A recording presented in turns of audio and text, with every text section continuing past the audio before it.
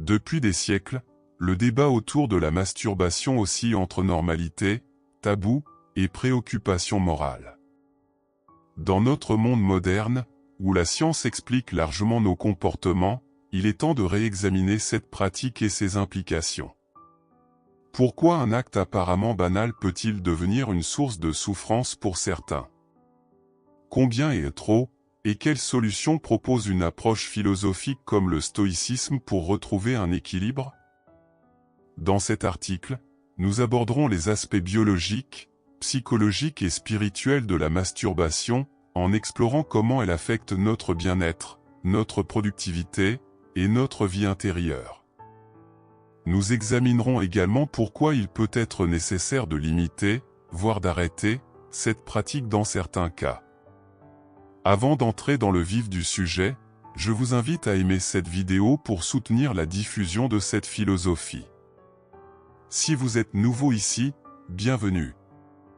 Abonnez-vous et activez la cloche de notification pour ne manquer aucune de nos prochaines vidéos sur le développement personnel.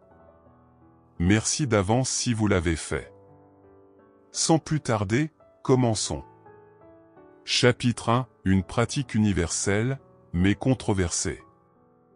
La masturbation est une activité instinctive, observée non seulement chez les humains, mais aussi chez d'autres mammifères. Les recherches modernes, comme celle de l'Institut national de la santé, INSERM, montrent qu'elle déclenche une libération de dopamine, une hormone qui induit un sentiment de plaisir et de récompense. Cependant, son excès peut engendrer des problèmes comme la dépendance et le trouble de l'hypersexualité, un comportement classé comme compulsif par le Manuel diagnostique et statistique des troubles mentaux, DSM. Les racines historiques et culturelles. Dans l'Antiquité, notamment chez les Grecs et les Romains, la masturbation était vue différemment selon les contextes. Certains philosophes, comme les stoïciens, y voyaient une perte de contrôle nuisible au développement personnel. Au Moyen Âge, elle était associée à des notions de péché et de faiblesse morale. Aujourd'hui, nous vivons dans une ère de libération sexuelle, mais cette acceptation sociale ne signifie pas que la masturbation est sans conséquence. Une consommation excessive peut avoir des effets néfastes sur le cerveau et les relations humaines. Chapitre 2, ce que dit la science sur la masturbation. Les bienfaits occasionnels. La masturbation, lorsqu'elle est pratiquée avec modération, peut avoir des effets bénéfiques. Soulagement du stress, l'orgasme réduit les niveaux de cortisol, une hormone liée au stress. Amélioration du sommeil, chez les hommes, par exemple, l'orgasme favorise l'endormissement en désactivant temporairement le cortex cérébral. Découverte de soi, elle aide certaines personnes à mieux comprendre leurs préférences sexuelles. Les risques d'excès. Cependant, le danger réside dans la répétition excessive de cet acte, qui altère le système dopaminergique du cerveau. Comme dans d'autres addictions, tabac, alcool, nourriture, le cerveau devient insensible à de petites doses de plaisir, exigeant des niveaux de stimulation de plus en plus élevés pour se satisfaire. Les effets secondaires incluent frustration croissante, l'individu devient incapable de ressentir du plaisir, même lors de l'acte. Isolement social, l'obsession pour la masturbation peut réduire les interactions humaines et affecter les relations. Perte de productivité, une dépendance pousse à négliger des activités importantes, comme le travail, l'étude ou les loisirs. Chapitre 3, l'approche stoïcienne de la maîtrise de soi.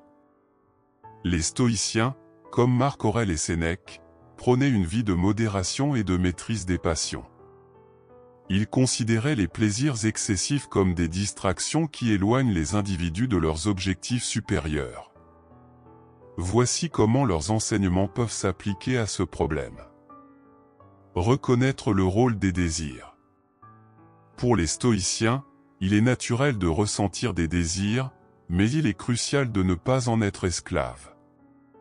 La masturbation devient problématique lorsque l'on perd le contrôle, car cela va à l'encontre de la vertu de tempérance. Apprendre à diriger ses émotions. Les stoïciens enseignent que les émotions ne doivent pas être supprimées, mais comprises et dirigées.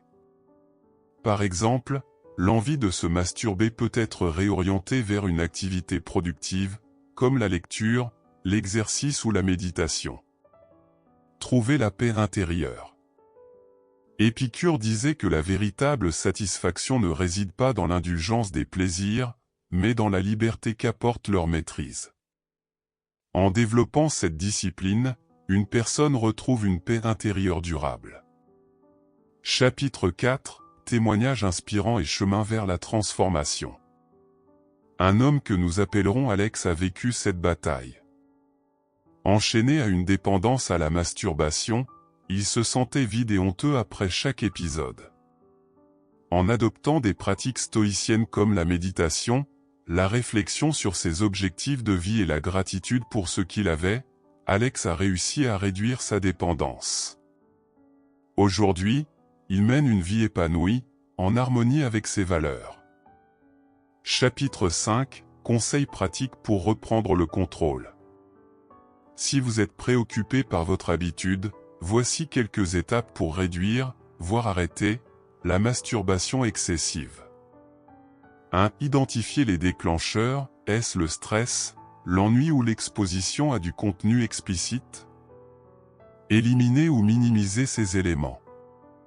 2. Pratiquer la pleine conscience, apprenez à observer vos envies sans y céder immédiatement.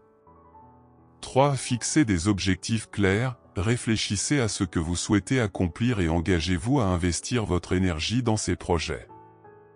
4. Cherchez du soutien, parlez-en à un ami de confiance ou à un professionnel de santé mentale. 5. Adoptez un mode de vie sain, l'exercice physique, une alimentation équilibrée et un sommeil régulier peuvent réduire les pulsions. Conclusion, choisir la maîtrise et l'équilibre. La masturbation, bien qu'elle soit normale et parfois bénéfique, peut devenir un piège lorsqu'elle est pratiquée sans modération.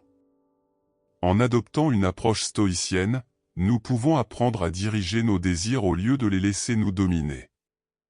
La clé réside dans la compréhension de soi, le contrôle des impulsions et la recherche d'un équilibre harmonieux entre le corps et l'esprit. Prenez le temps de réfléchir à vos habitudes et à leur impact sur votre vie. Rappelez-vous, vous êtes maître de votre destin. Faites de chaque choix un pas vers la version la plus accomplie de vous-même. Si vous avez aimé la vidéo, laissez un commentaire. Si vous ne savez pas quoi écrire, tapez simplement « Je peux le faire » pour me montrer que vous êtes allé jusqu'au bout. Si vous n'êtes pas encore abonné, qu'attendez-vous? Abonnez-vous dès maintenant et rejoignez-nous dans cette belle aventure. Merci pour votre attention, et à la prochaine fois, guerriers.